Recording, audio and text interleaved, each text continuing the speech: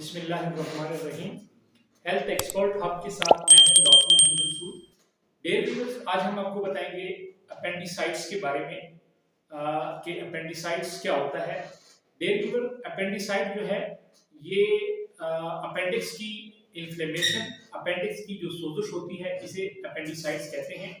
अपेंडिसाइट्स को आम लैंग्वेज में, सिंपल लैंग्वेज में डेयर व्यूअर अपेंडिक्स कहा जाता है।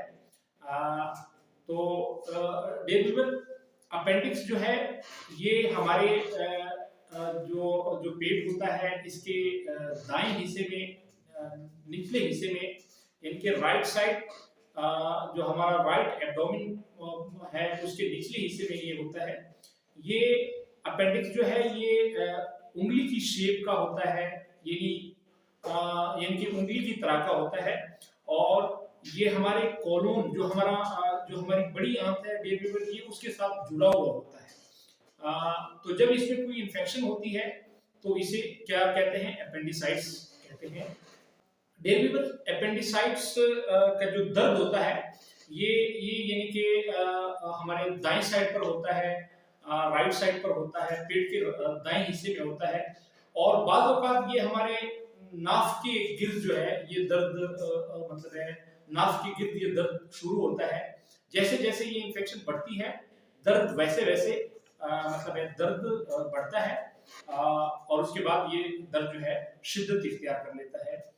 उसके बाद व्यूअर्स, अपेंडिक्स जो है किसी भी उम्र में हो सकता है, लेकिन ये 10 से 30 साल के दरमियान जो एज होती है इसमें अमूमन ज्यादा होता है।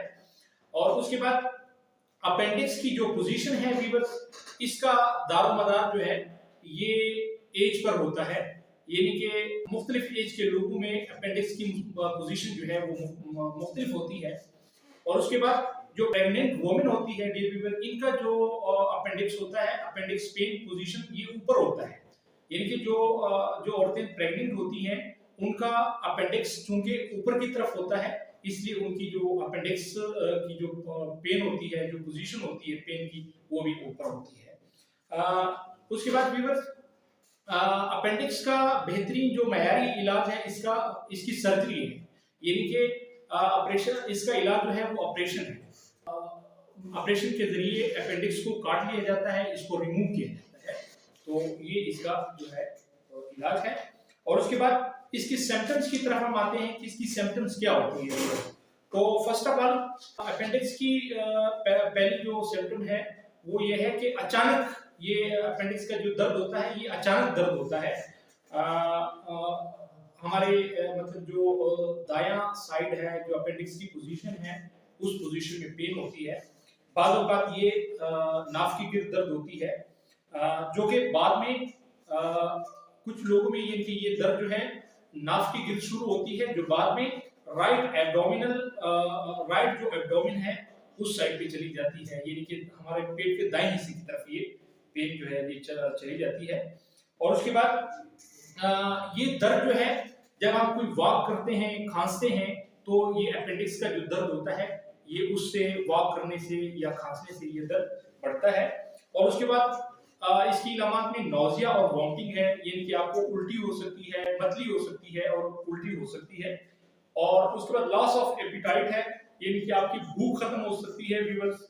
और उसके बाद लो ग्रेड फीवर, यानी कि आपको हल्का बुखार हो सकता है, लेकिन जो इन्फेक्शन बढ़ती है उसके साथ साथ जो है बुखार जो है वो भी बढ़ना शुरू हो जाता है।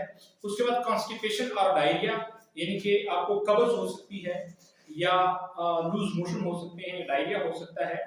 और उसके बाद एब्डोमिनल ब्लोटिंग हो सकती है, यानी कि पेट में मरोड़ जिसे कहते हैं वो हो सकते हैं।